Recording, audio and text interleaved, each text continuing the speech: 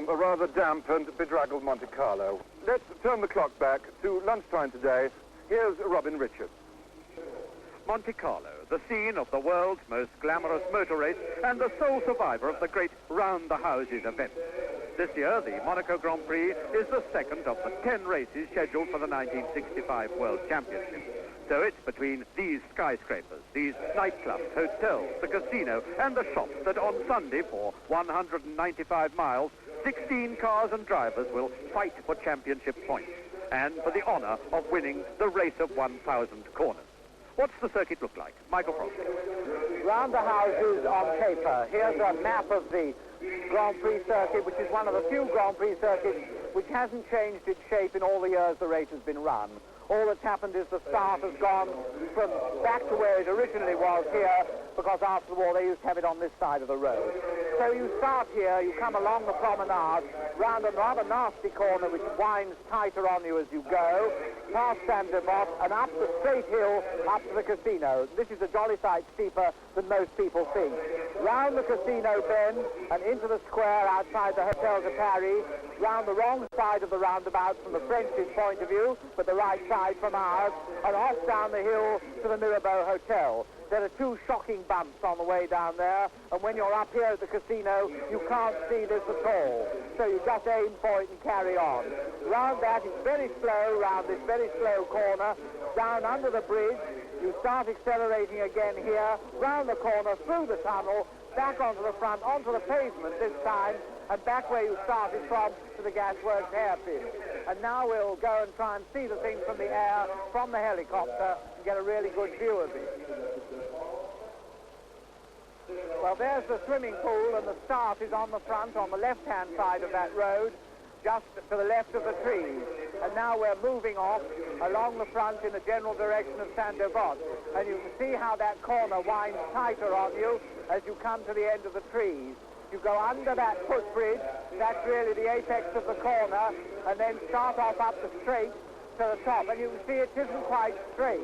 There's a nasty sort of kink in it, and you get right up there, and near the top, just coming into the middle of the picture, is a turning to the left, which you don't take, and you go on round the front of that big building, which is the Hotel de Paris, in front of the casino. You can just see the entrance to the Opera House, and now right down into the corner and the bottom of the picture, it's turning round on you. Now then, there's the roundabout, right-handed, in front of a little dip, which is actually a grandstand, and you disappear behind that building, which is now at the top of the picture. We shall see it in a minute, because when the drivers are driving around, they don't see at all. You go over a shocking bump there, and then off down that straight road up the left-hand side of the picture, and round the corner, which is now coming into view. It's a really shocking steep one, and you're right underneath the trees. You can't see it. Down where that white roofed car is going to the station, it's out of view now. Under there, under that bridge, out onto the front, right onto the pavement, which has carefully been made the same level as the road. Then you can really accelerate along the front here. Into that tunnel, there are about 48,000 watt lamps to make it seem the same as daylight. Out the other side, you're still on the road, you're going downhill, and then soon to the chicane. It isn't a real chicane, because you turn off the road where the white L is, off the road onto the pavement, and you're now going along the front on what is in fact the promenade. The road, you can still see it's the right, under that little bridge, which is a temporary bridge, round the gasworks. Now you're coming along the front again, back to where you started from, but you're on the promenade this time, behind those posts, those flag posts, and straight along the front, you're still on the promenade. It's the pavement you're driving on until you get to the very far corner, where you do a complete turn round from the pavement onto the road and back to the start again. And if that isn't round the houses, I'd like to know what is.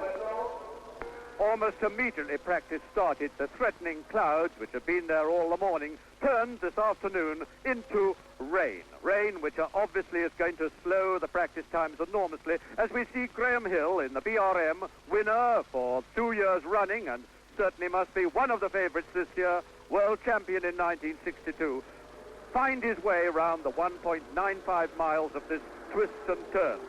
10 major corners each lap, a total distance of 195 miles, in which there are no less than 1,000 corners, and that means about 2,000 gear changes or more in the whole race.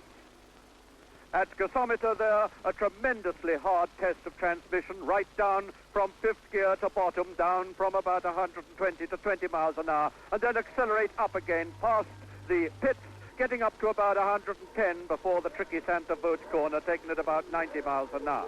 This is one great test, not only of car, but also of driver. A test, and there's Graham Hill coming into the pits, obviously something not quite right, or he may feel, and justifiably so, that with these wet conditions, it's not much point in him sweating away round and round, because he has tomorrow and the next day, as have the other drivers, to put up a really fast practice time. Because it's the practice times put up in these 3 days before Sunday's race, which means such a lot, because it's those times which determine the position on the starting grid on Sunday afternoon.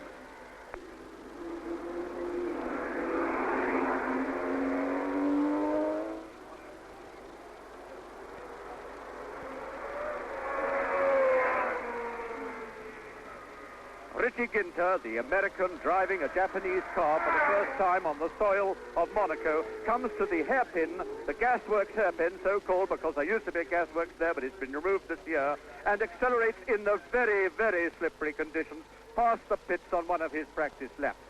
The chances of the Honda in this race are certainly problematical, because they're up against some very, very serious competition indeed. And we now jump ahead of them as they come through Santa Voce and up the steep incline past the Chatham Bar and the Hermitage Hotel. Richie Ginter now, we leap ahead of him and look down upon him from the helicopter as he goes past the Hotel de Paris, this left-hand sweeping curve taken at about 70 miles an hour in the dry, perhaps 60 in the wet, because it's a treacherous curve indeed. And then up to the casino, then right, sharp right, and down, swooping down the rather narrow corridor with the nightclubs on the left and the casino gardens on the right to the Mirabeau Hotel. The right-hander there, a very difficult turn indeed, taken at about 45 miles an hour, immediately followed by a twist there as he steadies himself for the station hairpin.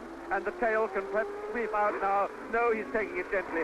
Down the station hairpin about 20 miles an hour only, but accelerates viciously through and out of our sight and back again as we leap ahead of him to the seafront, onto the level bit, the only level bit of the circuit, and really the only bit worth the name of straight. Because here, as he accelerates towards the tunnel, he gets up to his highest speed, about 110 miles an hour, before he plunges into the tunnel and into darkness, out again into the sunlight, if there were sunlight indeed, and then down to the chicane. The chicane where he goes left and then sharp right, where Ascari went into the water once. We leap ahead now to Tabac. Tabac, the corner which suddenly narrows as he comes towards us, taken at around, no more than 70 miles an hour in the dry, out now and onto the slightly curving front by the swimming pool and the harbour, towards the station hairpin again, 1.95 miles behind him, just one lap of 100 laps that he has to do on Sunday. Now through the station hairpin, down through 4 gears, up again through another 4, perhaps into 5 before he gets to Santa Voce to start yet another lap. About, well, at least 20 gear changes a lap, 2,000 gear changes a race. This is a test of transmission, a test of drivers. Indeed, some drivers lose no less than 6 pounds in weight through sheer effort and sweat. We jump ahead again to see him come past, snaking his way up in the wet there. This is the Honda from Japan, the enigma of the season, the great unknown quantity that helps to make motor racing as fascinating as it is. Well, the Honda turned up for the first time at the German Grand Prix last August. It appeared a couple of times after that in Grand Prix races. It went fairly fast, but wasn't terribly reliable. It was a bit short on road holding and brakes. But then the team were feeling their way very carefully in this new game for them of motor racing rather than motorcycle racing.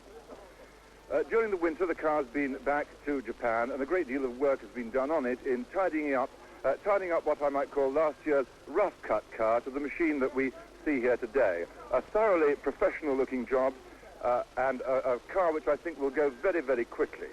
Well, this is the heart of the matter here. This is the heart of the matter that may take Honda or may not take Honda to the top of the motor racing tree. It's a 12-cylinder engine in V formation, set behind the driver, and modelled not unnaturally on Honda motorcycle racing practice. and it's set in a most unusual position across the frame. Most engines obviously are lengthways in the frame. The Honda engine is across the frame. All this on top here is the fuel injection equipment.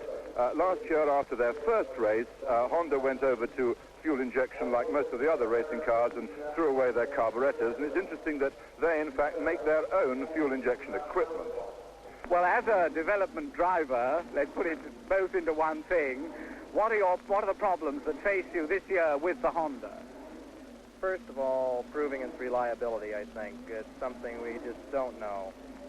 This course, of course, will be probably one of our most difficult. The first two races will be our most difficult because they're our first ones, because they're so much different than all other courses for the rest of the year. Our car is very good. It will be a competitive car, and I also hope it will be a very reliable car.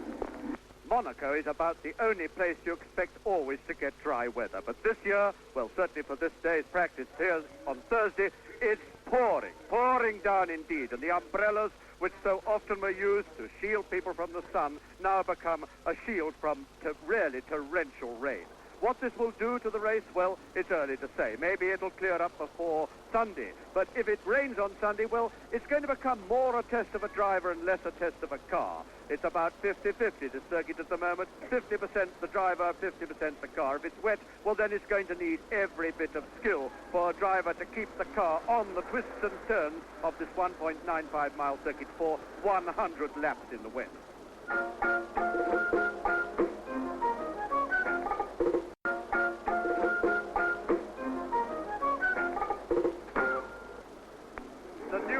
Jackie Stewart at the wheel of a BRM is perhaps the darkest horse for the World Championship honours of 1965.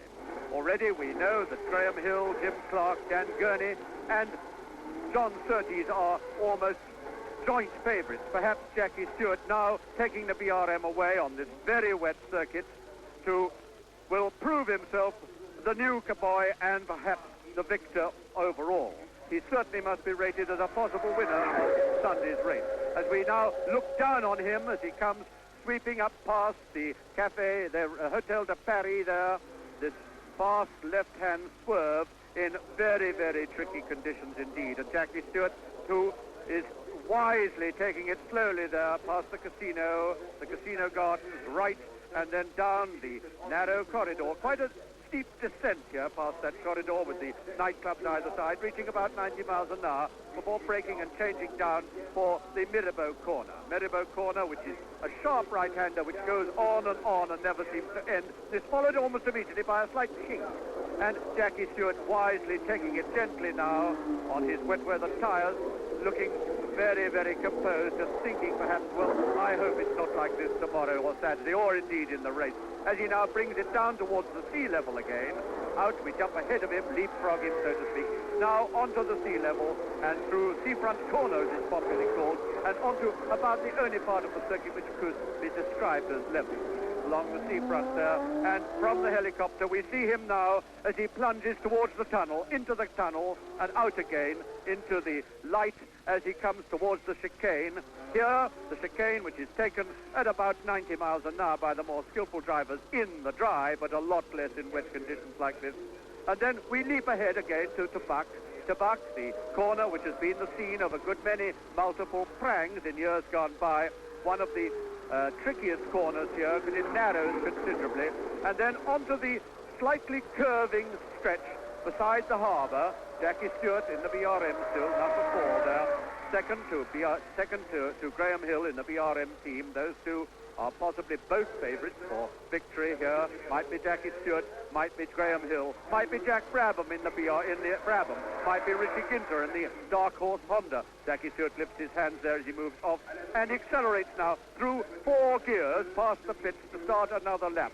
Or it might indeed be John Surtees, the reigning world champion, and Jackie Stewart coming into the pits, having just done really a feeler to see what the surface is like and whether the car is all right. And Tony Rudd, the team manager, comes forward, instructs the mechanic to lift the bonnet off the V8 BRM engine.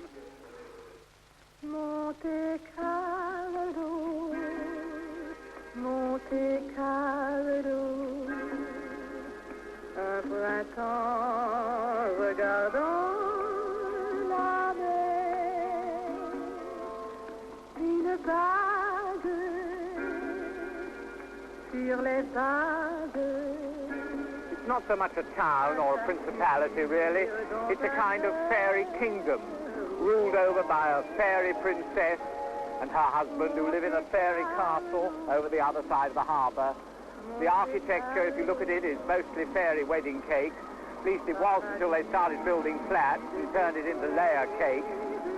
And that's probably been brought about by the fairy godfather, who turned his pumpkin into a yacht. Aristotle Onassis, the Christina's there on the other side of the harbour.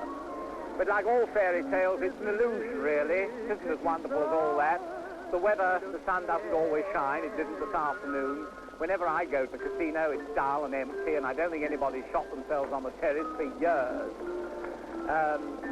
No matter what happens, it doesn't really ever live up to it. That's what happens whenever you come to something which is really an illusion. And of course, it's a fairy weekend for the Grand Prix, too. It's a fairy Grand Prix. If you lose the car here, you don't just go onto the grass and hit a marshal on the infield. You either hit something rather solid, or you're likely to go through the window of Van Cleef and Arpels and take £250,000 worth of diamonds with you. People will tell you, of course, that it's all done for money, that the Grand Prix is just something for the oil companies to get rich over. But this isn't entirely true.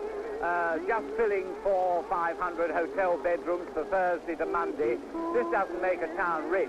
What matters to Monte Carlo is keeping the fairy story alive, and the rally at Christmas and the race, the Grand Prix at this time of year, does keep that image going, and this is what matters. They don't bleed you when you come here for the race. You can get one of the best seats for about 4.5 guineas. But, of course, if you want to live here, you want a flat here, you're likely to pay, I don't know, something like £30,000 for it. Land is so valuable that, in fact, they've put the railway through a tunnel, because a mile or so of land that used to be a railway line is worth a king's ransom. One can't help wondering whether the mythical Midas didn't have a hand in making Monte Carlo. Everything they do here, from the penthouse to the poorhouse, from a motor race to a meringue, turns to gold. Everything here turns to gold. Well, here by the swimming pool, we have the winners of the last 5 races at Monte Carlo. With me are Sterling Moss and Tony Rudd, the team manager of BRM, and with Robin Richards are Graham Hill and Bruce McLaren and John Surtees. Now, Sterling, you're the only man ever to have won this Monaco Grand Prix 3 times. First time in a Maserati, and then again twice in Rob Walker's Lotus. Yes. What are your main memories of these races? Well, apart from that I was happy to win the races, I think the main thing about this is how enjoyable the circuit is. It's a very personal circuit. The proximity of the crowds, you are very conscious of this, because the people are right on the edge of the roads, and of course they're packing all the windows around it. And they're very sympathetic sort of people. They're very keen, and you've got the harbour on the side. I think it is one of the most demanding circuits of certainly of its type in the world. But many people believe that the 1961 race that you won, when the Ferraris hounded you practically for 3 hours on end, was one of your very greatest races. Would you agree with this? I think it is, Max, because in that race, it's a 100-lap race, and for 90 laps, that's 90% of the race, I was absolutely flat out through every corner, every braking. And I remember I'd go into a corner and say, well, I'll make this the perfect lap, and then I'll see if they can catch me. And then the next corner, I might make a slight mistake and I'd start again. And so, yes, I think it was most likely that. Well, this year, you're entering a car of your own in the Formula 3 supporting race for Charles Crichton Stewart to drive, so you've still got a finger in motor racing, quite a considerable finger. But comes the start of the Grand Prix on Sunday afternoon, would you like still to be out there with them? You don't have to wait till Sunday afternoon. I'd like to have been out there today when I saw them practicing, certainly. I think it'd be foolish, but I'd like to do it. Thank you very much, Sterling. Tony, what are the team manager's problems in this particular race? We always seem to run out of the vital fluids, petrol and oil here. Does it mean, in fact, with the very demanding race and the hard work that the gearbox and the engine have to do, does it mean that the cars wear out quicker than possibly in some other races? No, I think they might wear out a little quicker, but it's a very long race. It's about 2 hours 40 minutes compared with 2 hours for an average race. I think that shows a lot of things up.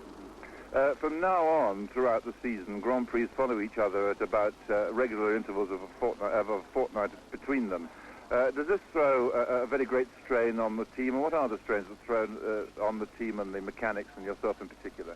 Well, the greatest strain is on our engine shop, way back at Bourne, because we only have between 5, sometimes 4 days with the cars back in the works. The engines have to be taken out, overhauled, tested and put back in the cars and get us away within 4 or 5 days. It's our engine shop that suffers with it. Thank you very much, Tony. And with me, I have on my far left Bruce McLaren, who won in 1962. Next to me, Graham Hill, who won the last 2 years. And on my right, John Surtees, who hasn't won yet, but who was world champion, or reigning world champion. Obviously have to put that right on Sunday. Graham, how does this race compare with others in the World Championship as far as toughness on the driver is concerned, physical effort? It's definitely one of the toughest, if not the toughest, races of the year.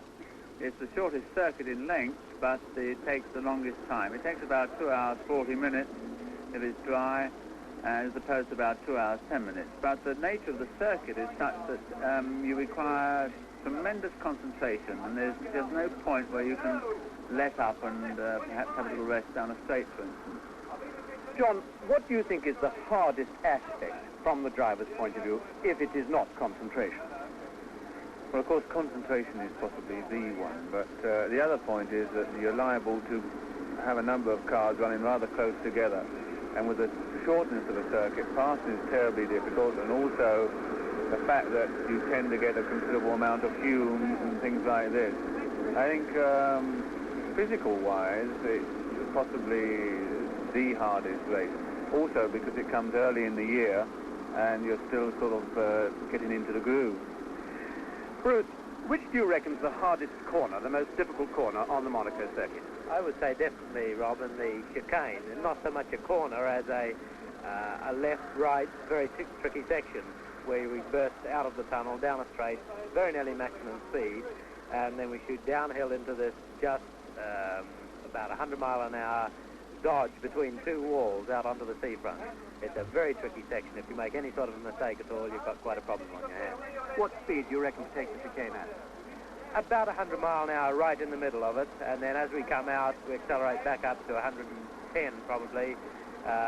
With the car right, it's a fairly bumpy section of the circuit, and the car's actually spinning its rear wheels all the time, and you can get quite sideways on with very little trouble. Graham, how do you reckon Honda's chances of winning? Well, unfortunately, today was wet, so we didn't get a very good picture of the progress that they have made since last year. They seem to have got quite a bit of power, and looking at the rear end of their car, they've made quite a lot of improvements. It certainly looks a lot more sanitary than it did last year, and I would say with the drivers that they've got this year that they stand a lot better chance than they did last year, and I think they're going to be quite a threat. John, and I'm using this particular microphone to try and keep out some of the noise that this jet-assisted helicopter is making. Well, there are still 2 more practice sessions to go yet for this Monaco Grand Prix. 2 more practice sessions before we know whether it's Hill or Honda. And the next practice session is at 6 o'clock tomorrow morning. There's no time for a good lie-in Monaco at race time. Good night. That programme was televised live via Eurovision from Monte Carlo.